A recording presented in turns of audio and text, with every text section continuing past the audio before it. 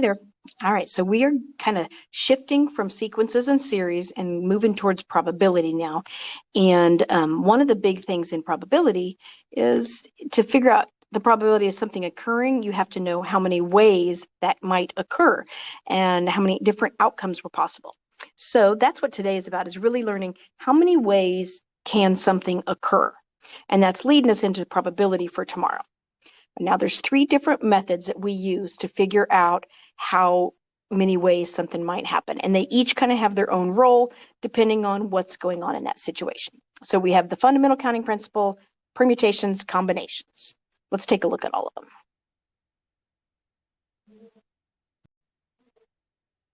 Now, this diagram is something you might have seen like in middle school, probably, when they first start talking about probability. And it kind of gives you a kind of, it's called a tree diagram, and it shows you all the different ways that you might create this ice cream sundae given the restrictions that they have said.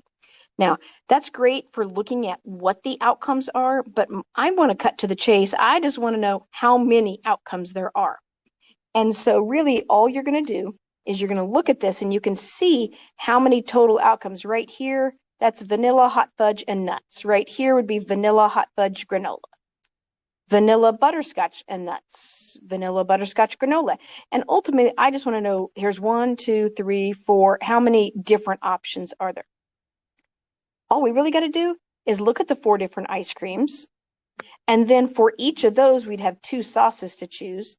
And for each of those, we'd have 2 toppings. So to get the total number of different types of sundaes, all we're doing is going to multiply those numbers together. And so I would have 16 different options here.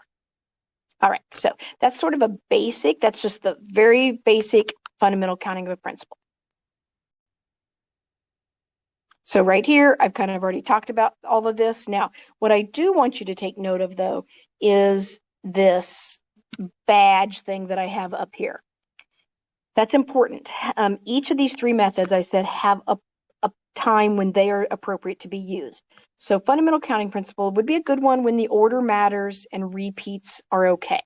I'll talk more about that as we do more examples that are a little bit more in depth than our ice cream sundae problem. Now, my first example is really more just like the ice cream sundae. It's pretty cut and dried, but they don't hand you all the numbers. This is just me kind of letting you know you have to do some interpretation of what they're saying in this. So you're looking for how many different pizzas could you create if you could have a thick or thin crust? Well, right there, they're telling you that you have 2 options for crust. Red sauce or white sauce? Oh, we have 2 options for sauce. So right now I've got 2 options for crust, 2 options for sauce, and then I have 8 different toppings. So just because they don't hand you the numbers, you should still be able to interpret what they mean. So I'd have 32 different pizzas.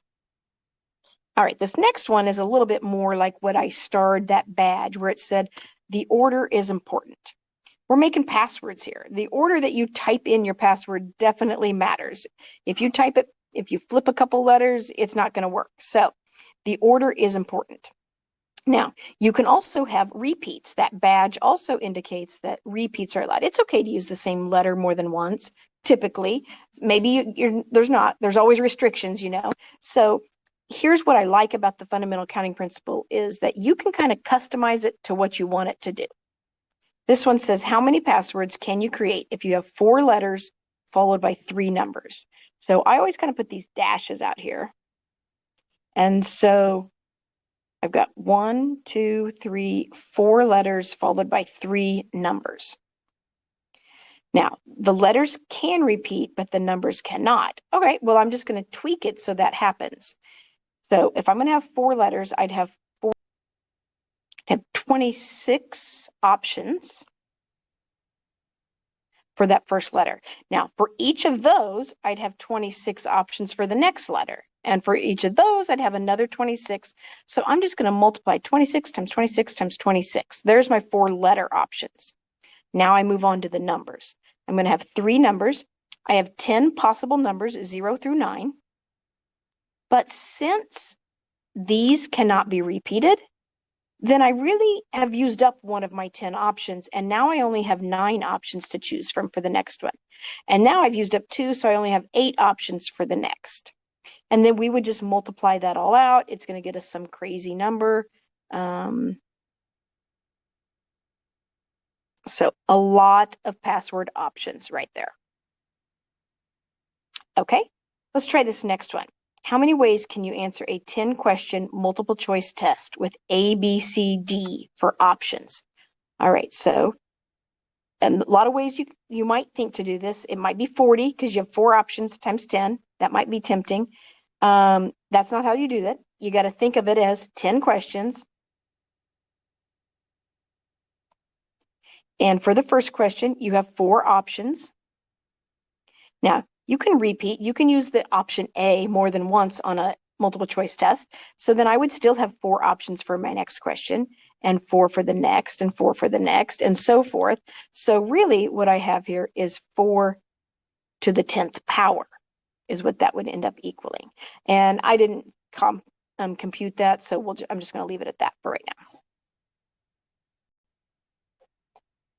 All right, so let's try Kansas license plates.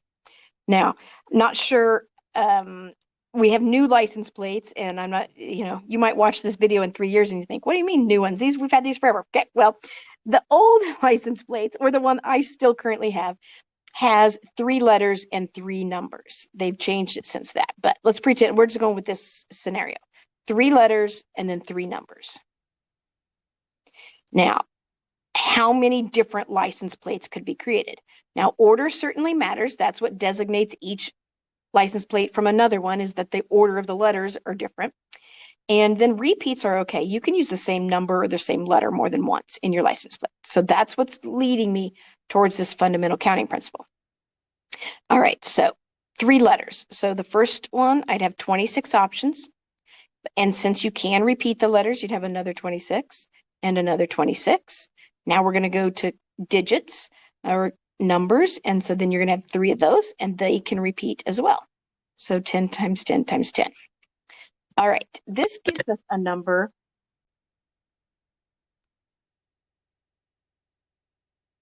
17,576,000 different license plates we could have.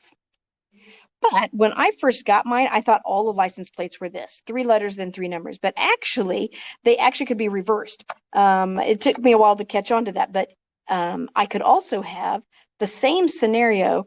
I could have 3 numbers, and then they have the 3 letters. They had both versions of this. So really, that's going to get me the same number, though. I'm still at the 17 million. So what I could do is I could just take the 17 million number and double it, and that would get me. So I'm close to like a 35 million there when it's all said and done.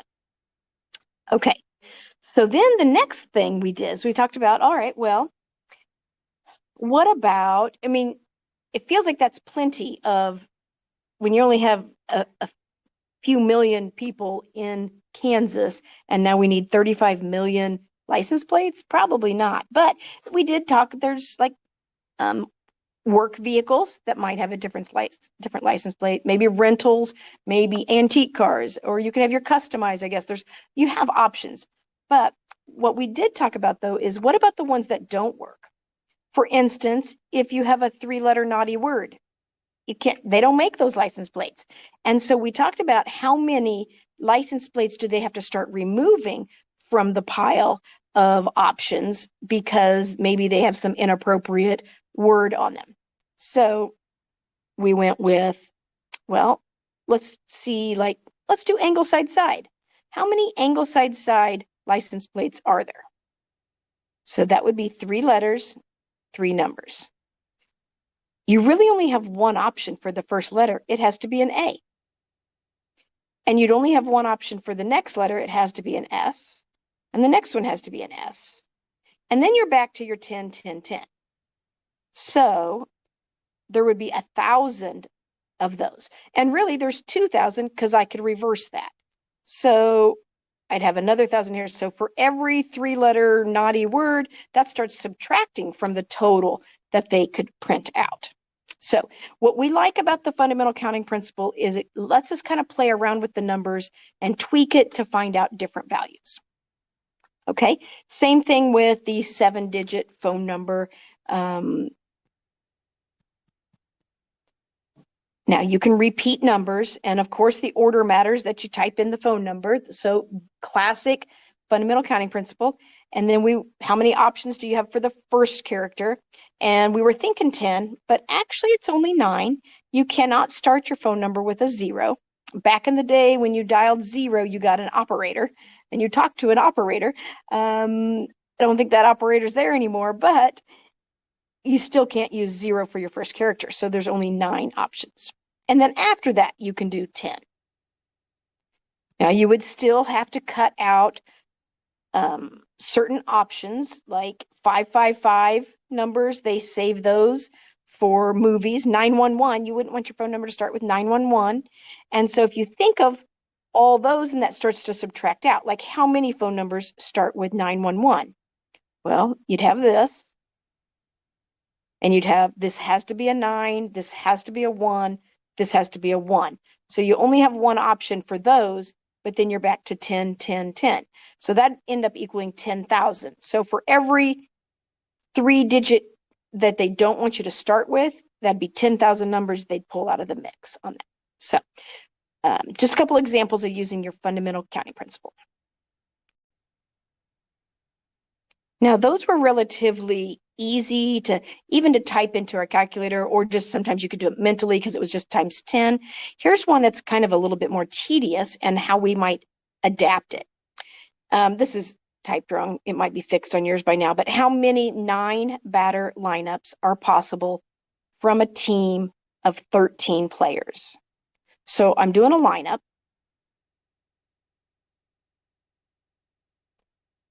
How many people can I put in as the first spot? Well, I have 13 options for the first spot. And then I would have 12 for the next spot, and then 11, and it's going to work its way down. Can't repeat, same batter can't bat twice. So that's why it's declining here. And I get down to this right here. Now this is going to be kind of annoying to kind of enter in my calculator. That's a lot of digits, and you could simplify it a little bit, but in general, it'd be better if we went back and thought about it's almost a factorial. It's practically 13 factorial. Remember factorial from 10.1? The problem is, though, it did not use the last 4 digits, the 4, 3, 2, and 1. It didn't use those.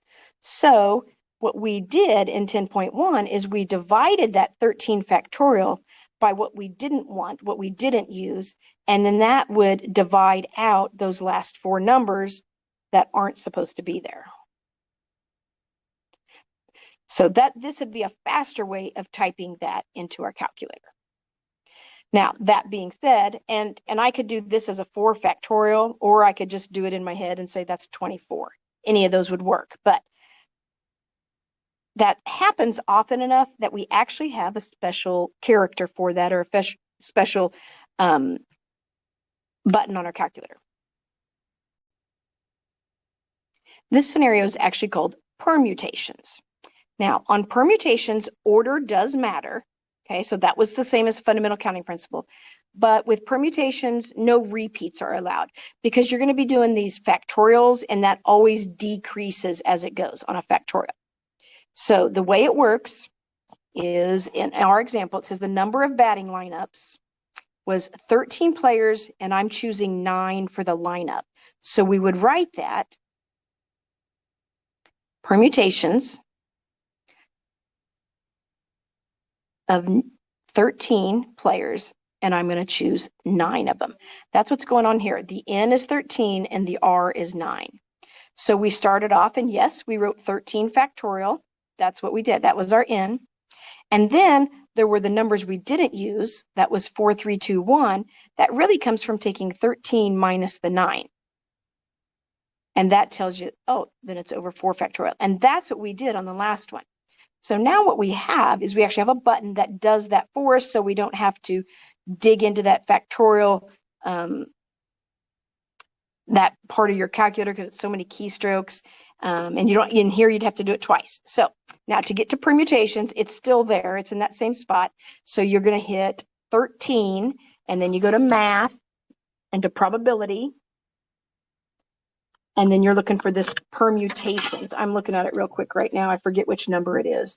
So math, probability, and NPR. So it's number 2. So I would do 13, and then I'd get to that NPR and choose my 9 and calculate that. And you would come up with the same answer both ways, whether you did it on the previous slide or on this slide. Both times we came up with the same answer. So this is just another way to do that. Let's practice these permutations. All right, so again, order matters, no repeats. How many ways can 8 horses place in a race? Okay, yep, order would be important. That's the difference between first and second. And you can't repeat. The same horse can't place in more than one spot. So this would be permutations. You have 8 horses and you're choosing all 8 of them. Now, if you type that in your calculator, which on this homework, I kind of didn't always type stuff in. I was just setting it up so we could keep moving. Just typing stuff in your calculator. I know that you can do that. So another way you might have thought of doing this is just think of the fundamental counting principle. You have 8 horses that could come into first place, but after that one, then you'd only have 7 for second place, and then 6, and then 5, and so forth. These are actually equivalent to one another. If you type those in the calculator, you're going to get the same answer both ways. And so I don't care which way you do it. It doesn't matter. All right, let's try something different. How many ways can you pick the top 3 in a horse race? Okay, so this again is leading us to probability, and probability has a great application with gambling. And so, if you're betting on a horse race, the likelihood of getting all 8 picked in order is so unlikely. That's not something they let you bet on, but they would let you bet on the top 3. That would be something. So what that would look like is the permutations of 8 horses, and you're going to choose the top 3. You could also think of it as the fundamental counting principle. Now you're only picking 3, so you'd have 8 for the first, then 7, and then 6. So you could call that 8 factorial divided by 5 factorial, or maybe just type 8 times 7 times 6. I don't care which method. You just want to choose the fastest method for that particular problem, probably. All right, how many ways can you select the president, the vice president, secretary, and treasurer for a club of 23 members? Okay, again, order matters because it's different being the president than being the vice president. So the order that you're chosen will matter, and you can't repeat. You don't get to hold more than one office. So this is just a simple permutation of 23, and I'm going to choose 4 people. Now, that one we do kind of want to know because we're going to compare that for the next problem. So this, when you type it in, you get 212,520. Because I'm going to tweak this problem. For this club that they were picking the 4 officers, let's look at a different scenario. What if in this club we're just looking for a committee of 4 people? If you think of a committee, the order is not really important that you pick them then, because you're not putting a leader in charge or anything. I just need 4 volunteers to be on this committee. Don't care the order that you're picking them. So let's go back to the previous problem that had 212 and some thousand options. Now what you have is, let's pretend that Abby was president.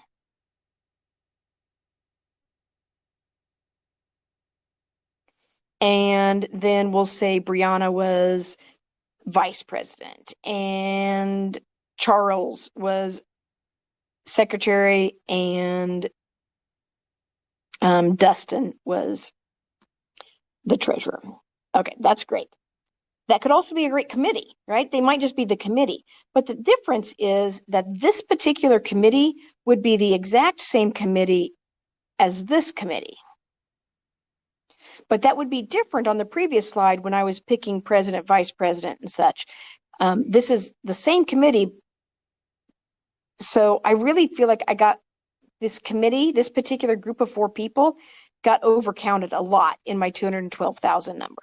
It could be this, or it might be C, D, A, B, or it could be D, B, C, A. Who knows? So many ways that they got overcounted in this committee question. So what I want to do is I want to find out how many times they did get overcounted. Well, ultimately, I'm just looking at how many ways can I arrange these 4 students? How many options would I have for the first person that I chose? Well, I'd have 4. And then the second person, I'd have 3, and then 2, and then 1. So that ends up equaling 24. So I actually have this group of people in my 212,520 number. In that group of people, this group got counted 24 times, as did every single group. So I need to take my 212,520 from the previous problem, and I'm going to divide it by 24. And that's going to get me the number of committees that I could create. Now, I'm just typing that in to see what we get. If I divide that by 4, now I'm down to 53,000 options. Okay, that's a lot less. The number of committees is a lot less because the order no longer matters. Now, that happens often enough. We have a special button for that also. This is actually called combinations. And in combinations, the order no longer matters. That's it's important to know that the order doesn't matter. It doesn't, that's the ones, this is the one that allows me to take the order out of the mix where that doesn't matter. So if anything is happening, committees, playing cards is another common example, because as soon as you get your cards, you're rearranging them in your hand however you want. So the order you get playing cards does not matter. You also are not allowed any repeats. All right, and then this is the formula. This is what we just did. Ultimately, we did the permutations of 23 choose 4, which would have been 23 factorial over 19 factorial. That's this and this. But then I came back and said, oh, but I got people overcounted. So I divided by, because remember, this was your 23 and this is your 4. So then I came back and I divided by that 4 factorial also. But the combination button on your calculator just does all of that in one shot for you. So the combinations is the same place as the permutations was. It's just going to be a different number at the end. So you would hit your 23, then you go to math, over to probability, and this is number 3. We want the combinations, 23 choose 4. And we get our same answer that we had last time. It's just an 8855.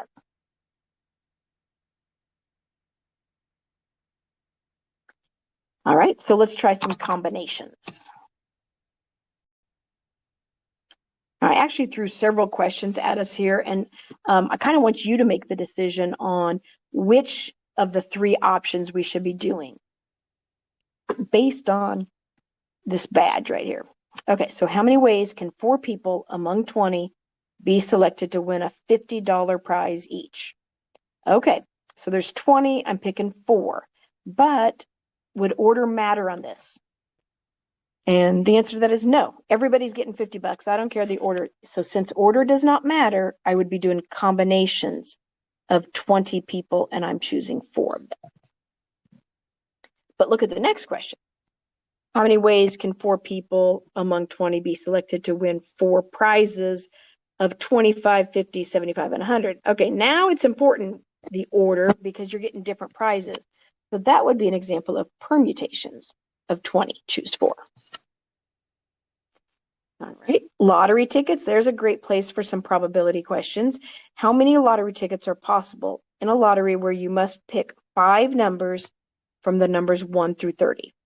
Now, I know you're not old enough to buy lottery tickets, but so I kind of give you some notes on this, like that with the lottery.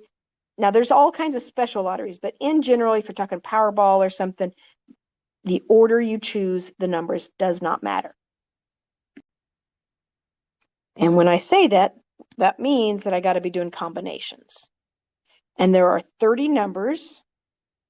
You do not repeat. That's another thing. You need to know that in the lottery, it's like bingo, where they're ping pong balls out of a big spinny thing, and they're picking that out. And once it's out, then it doesn't get picked again. So no repeats on this. Combinations of 30 numbers, I have to choose 5 of them. All right. Last one here, applying multiple counting principles. Okay, this is a little trickier. This gets into a little higher level stuff. The coach of a co-ed softball team must select 4 women and 5 men from a group of 7 women and 10 men to play.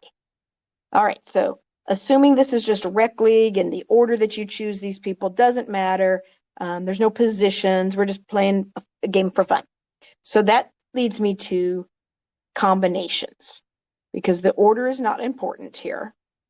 And I'm choosing some of them. So here we go. It says that I have men and women. So I have to work with them individually because I'm tied to a certain number of each. So I'm going to start off with the women. All right, it's going to be combinations of. There are 7 women, and I have to pick 4 of them to play on the team. And for each of those scenarios, I have to work on a group of men. There are 10 men that are able to play, and I am going to pick 5 of them. And so that is how you might have to use multiple combinations or permutations alike. So let's go on to another place where that kind of thing happens. All right, got a little cheat sheet here just in case you're not a big card player. There are 52 cards in a deck. You have 13 of each suit. And a suit is this right here: clubs, spades, diamonds, and hearts. And so there's 13 of each of them. It goes 2 all the way up to 10, and then you have a jack, queen, king, and ace on each one of those. There are jokers, but we don't usually include those in our probability. And the order that you get your cards does not matter because you're going to rearrange them in your hand anyway. So since order does not matter, that forces me into combinations. How many ways can you be dealt a 5-card hand? Oh, okay. A lot of ways to get a 5-card hand. So I have 52 cards, and I'm going to choose 5 of them. All right, not going to calculate that one right now. How many ways can you get a flush? Okay, a flush is a poker hand where they're all the same suit, all hearts or all clubs or something like that. Now, what makes this problem a little bit tricky is that you have to look at the combining a couple combinations. So kind of like on that previous one where you had to use multiples, we're going to be doing that. There's 2 decisions that you have to make on this.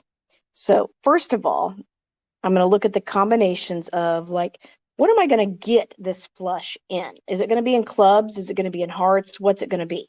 Well, I have 4 options, and I just got to pick one of those for it to happen. So 4 choose one to decide what it's going to be in. And then for each of those scenarios, we'd go through actually getting the flush.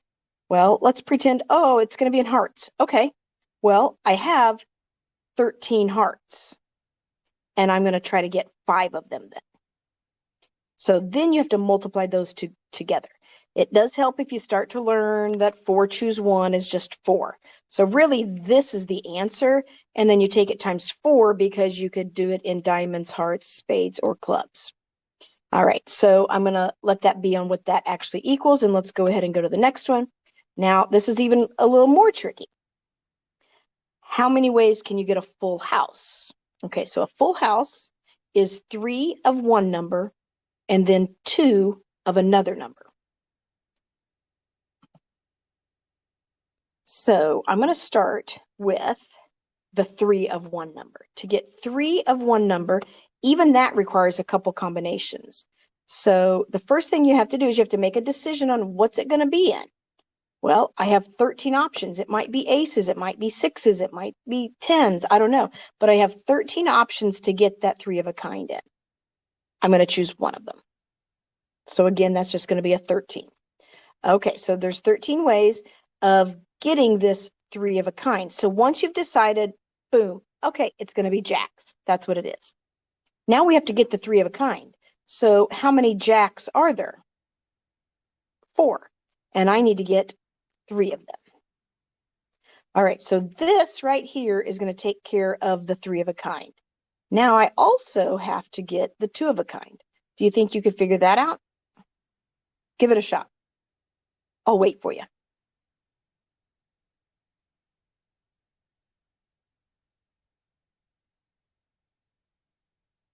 All right, a couple things.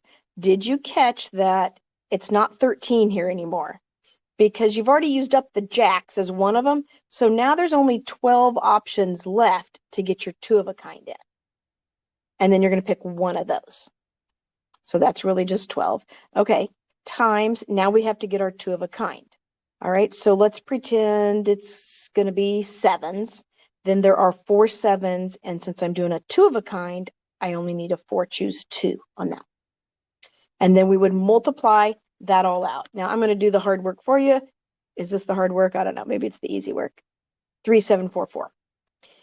3,744 different ways to get a full house. Up here, this ended up being 5,148. Now let's talk about what that would mean then. If there are more ways to get this hand, it's more likely to happen, it's easier, and so it's less awesome of a hand than the one down here. So if you were playing cards, this full house is harder to come by. So a full house would beat a flush. And that's how the ranking, the hierarchy of what hand beats other hands is based on how many ways it can happen. All right, let's look at some examples here. This is really just supposed to be for you to practice with, but I'll go ahead and do it since I'm here. Okay, so we got Liza creating a starting lineup for her basketball team. Okay, a basketball team has 5 players on it. She can play everybody in any position. Okay, so that means the reason they're saying that is because order then would not matter. That's going to tie us to combinations. So they want to know how many different lineups can she create if she's got 12 players. So that would be combinations. You've got 12 players and you're going to pick 5 of them to play. Okay, that's pretty straightforward. Let's look at the next one. The call letters for a radio station. I probably should say that for a TV station. It's like CAKE or KWCH. Those are your call letters. They must begin with either a K or a W. So how many different call letters could be created? All right, so the order would be important on this because the letters, it's Cake TV. It's KAKE, not KKAE. So the order that you put them would make a difference. And then we have this restriction they're giving us as well. So that's going to lead me into fundamental counting principle because that's the only one that I can tweak nicely. So I have 4 characters here. The first one has to be a K or a W. So you only have 2 options. After that, I could have 26 because I am allowed to repeat on call letters. And so then I would just continue with my 26s there. All right, let's try this last one. A car can comfortably hold a family of 5. 2 people of the 5 can drive. How many seating arrangements are possible? Okay, anytime they use that word arrangements, that is going to mean that the order is important because that's specifically what they're wanting is how many orders could I create? How many arrangements? So order is important here. But I got this thing I got to tweak again. So I'd like to do permutations, but nope, I'm going to have to do the fundamental counting principle because it's the one that lets me tweak it. So I really only have 2 options for the driver. Now, once the driver is designated, then how many people are still left? 4. So then I would have 4 people, and then 3, and then 2, and then 1. And that would take care of everybody. So ends up giving me 48 different arrangements that I could create for those 5 people. This last slide, I just kind of created a flow chart maybe that might help you decide which you're supposed to be using, the permutations or the combinations or the fundamental counting principle. So the big thing is about the order. If the order does not matter, you have to go through combinations. It's your only option. And then this is kind of the setup for combinations. And here's some examples like with committees, because order doesn't matter. If you're playing cards, order does not matter. Those are some examples of when you would do it. Now, if order does matter, you have options. You could if it's just a straightforward problem, you have this many things and you're choosing this many, then you can go straight to permutations, and it's a quickie way to do that. If you're choosing all of them, you could just do 8 factorial. Like, remember the horses? You could do 8 factorial instead of 8 choose 8. It's the same thing. It doesn't matter. Use whichever. But over here, order matters, and this is the only one that will let you do repeats. And it also lets you customize for any special restrictions. So this is the one, if you have a lot of restrictions or stuff, you got to use the dashes and do fundamental counting principle. All right, so maybe that'll help you if you have that available as you're deciding which method you should be using. All right, so your homework tonight is on MyMathLab. Good luck.